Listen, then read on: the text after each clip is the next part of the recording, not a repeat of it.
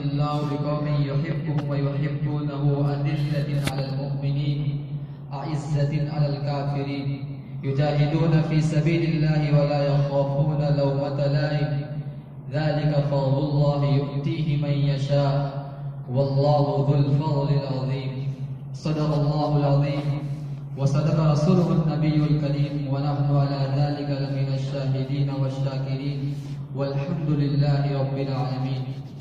معزز و مکرم اساتذہ اکرام اور میرے ہم نوا ساتھیوں، لا مذہبی سے ہو نہیں سکتی فلاح قوم، لا مذہبی سے ہو نہیں سکتی فلاح قوم، ہرگز گزر نہ سکے گی ان منزلوں سے آپ۔ کعبے سے بت نکالے تھے رسول نے، کعبے سے بت نکالے تھے رسول نے، اللہ کو نکال رہے ہیں دلوں سے آپ۔ سامعین اکرام، آج کا دور ارتداد کا دور ہے، لوگ آئے دن مرتد ہوتے جا رہے ہیں، بلکہ ایک ایسا ارتداد کا سیلاب بہہ رہا ہے کہ صرف نوجوان لڑکے اور لڑکیاں نہیں بلکہ ادھے عمر کے مرد اور عورتیں بھی مرتد ہوتی جا رہی ہیں۔ لیکن کیا آپ نے کبھی غور کیا کہ اس ارتداد کی وجہ کیا ہے؟ اس ارتداد کی وجہ اگر کوئی ہو سکتی ہے تو وہ اصلی تعلیم ہے۔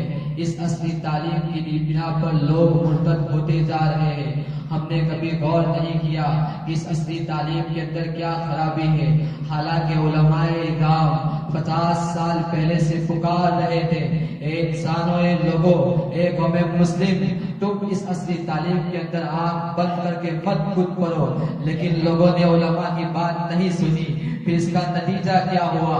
پھر اس کا نتیجہ یہ ہوا کہ آج ہمارے قوم کی وہ لڑکیاں جو کل اس خاندان کی، جو کل اس خاندان کی عزت و آبرو تھی، جس کے ہاتھ میں اپنے خاندان کی عزت و آبرو تھی، آج وہ لڑکیاں اس خاندان کے ناک کٹانے کے اوپر تلی ہوئی ہے اور وہ ارتداد کے سیلاب میں بہہ رہی ہے، اور روزانہ کئی مسلم لڑکیاں مرتد ہوتی جا رہی ہے۔ حالانکہ اس باپ نے جس کے لیے کیا کیا محنتیں کی تھی، اس کے لیے اپنا پسینہ بہایا تھا اور گارے پسینے کی کمائی اپنی بیٹی کو پڑھانے کے لیے لگائی تھی، لیکن جب باپ کو پتا چلتا ہے کہ آپ کی بیٹی مرتد ہو گئی ہے، آپ کی بیٹی بلانے غیر کے ساتھ بھاگ گئی ہے، اس باپ پر کیا گزرتی ہوگی؟ یہ کسی ایک باپ کا واقعہ نہیں ہے، بلکہ آپ غور کریں، ہندوستان کے اندر ہر صوبے کے اندر، بلکہ ہر ضلع کے ہر گاؤں کے اندر یہ واقعہ پیش آ رہا ہے کہ مسلمان لڑکیاں مرتد ہوتی جا رہی ہے۔ ارے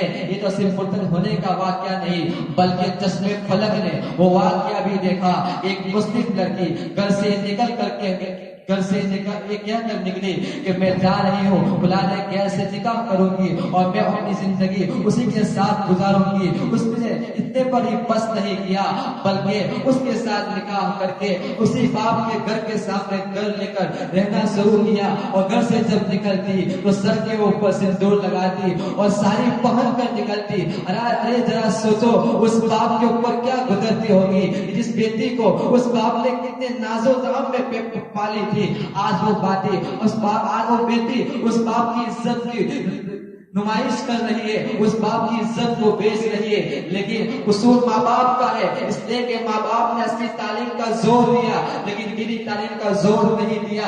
حالانکہ آج اصلی تعلیم کی نہیں بلکہ دینی تعلیم کی ضرورت ہے، پہلے بھی ضرورت تھی، آج بھی ہے، اس لیے کہ آج دنیاوی علوم ترقی کر رہے، بلکہ ماہرین تعلیم کا یہ کہنا ہے کہ پہلے 100 سال کے اندر دنیاوی علوم جو ترقی کرتے تھے، آج 10 سال کے اندر دنیاوی علوم اس سے زیادہ ترقی کر رہے ہیں۔ کل جو صورت ہمارے سامنے نہیں تھی، آج وہ صورت حقیقت واقعہ بن کر ہماری آنکھوں کے سامنے ہے۔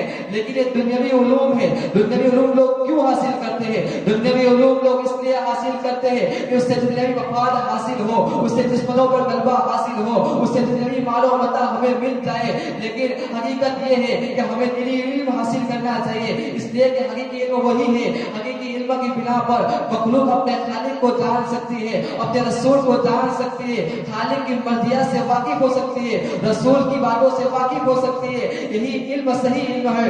لیکن آج دشمنان اسلام اسی علم کو بند کرنے کی کوشش کر رہے ہیں، اسی علم کو مٹانے کی کوشش کر رہے ہیں. اس لیے وہ مدارس کو بند کرنے کی کوشش کر رہے ہیں، وہ مکاتب کو بند کرنے کی کوشش کر رہے ہیں. دینی تنظیمیں اور اسلامی وضاحت رکھنے والے افراد کا وہ بائیکاٹ کر رہے ہیں، اور جہاں تک ان سے ہو سکتا ہے وہ اپنا اثر دکھلا کر لیتے ہیں. اسی لیے ان لوگوں کے سامنے مدارس کو دہشت گردی کا اڈا بنا کر پیش کرتے ہیں، اور وہ چاہتے ہیں کہ مسلم قوم علماء سے دور ہو جائے، مسلم قوم مدرسوں سے دور ہو جائے. کیونکہ انہیں معلوم ہے جب مسلم قوم مدرسوں سے اور علماء سے کٹ جائے گی، یہ مسلمان نام کے مسلمان رہ جائیں گے، پھر ایک کچھ کام کے نہیں رہیں گے. اس لیے آپ تاریخ کا اوراق کو گردانے اور تاریخ کا مطالعہ کیجیے. جب جب بھی کسی قوم کے اندر زوال آیا، اور جس ملک کی قوم ملحد ہوئی، اور جس قوم کے اندر ارتداد آیا، وہاں کا سب سے بڑا اگر کوئی چیز اور کوئی سبب ہے تو یہی سبب ہے کہ وہاں مدارس کا نظام صحیح نہیں تھا. آپ روس کی تاریخ کو پڑھیے. جب روس کے اندر کمیونزم کا دور آیا اور کمیونزم نے وہاں سلوک قائم کر دیا،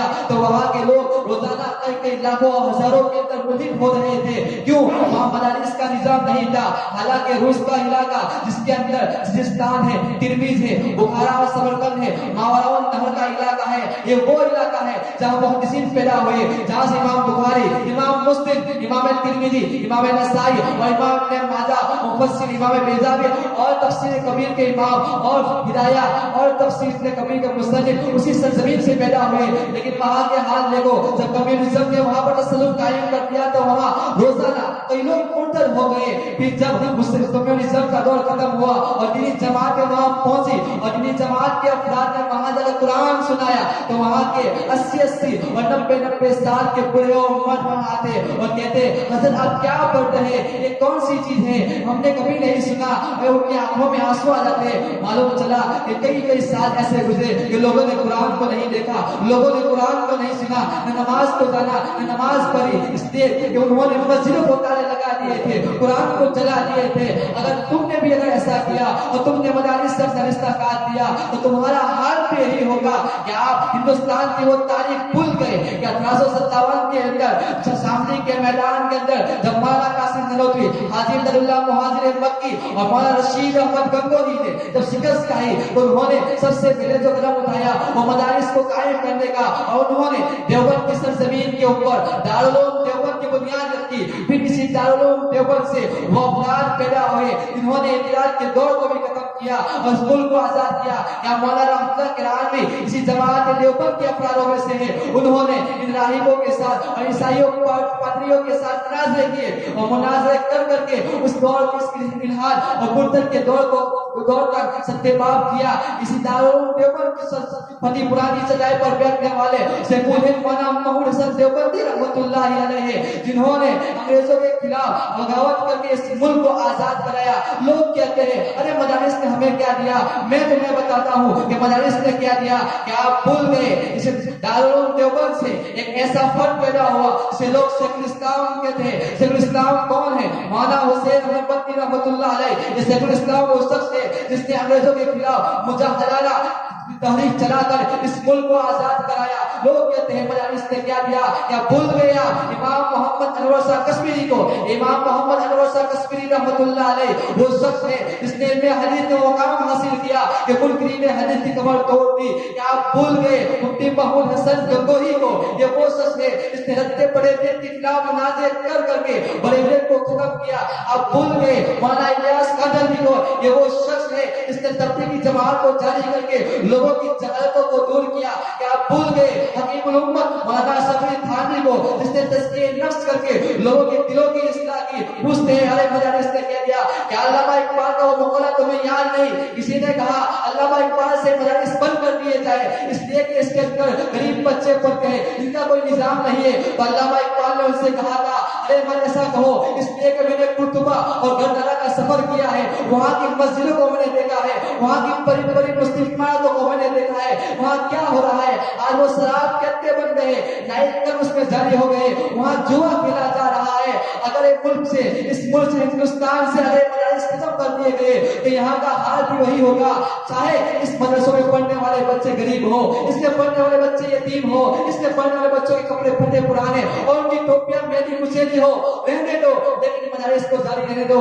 जब तक इस मुल्क में मदारिस कायम रहेंगे और ये मदरसे चलते रहेंगे, तब तक इस मुल्क के अंदर इस्लाम बाकी रहेगा।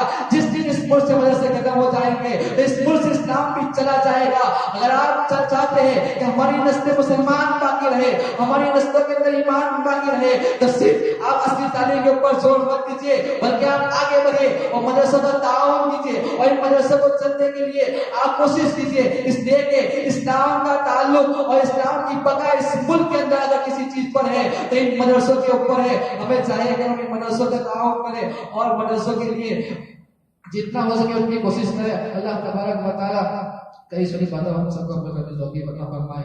आमीन व आखिर दावाना।